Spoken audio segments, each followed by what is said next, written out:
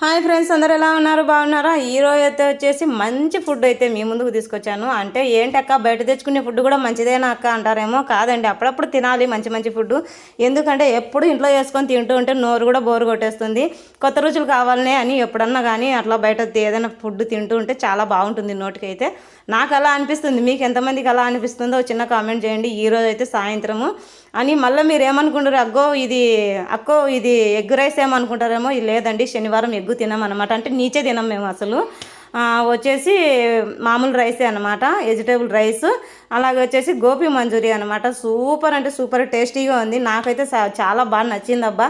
నిజంగా నాకు కొంచెం ఆరోగ్యం బాగాలేదు, అయినా కూడా ఇవి చూస్తూనే నోరు అయితే అలా నీళ్ళు ఊరిపోతున్నాయి అనమాట. నేనైతే ఇంకా పిచ్చి పిచ్చి ఆకలితో ఉన్నాను. మంచిగా తినేసాను.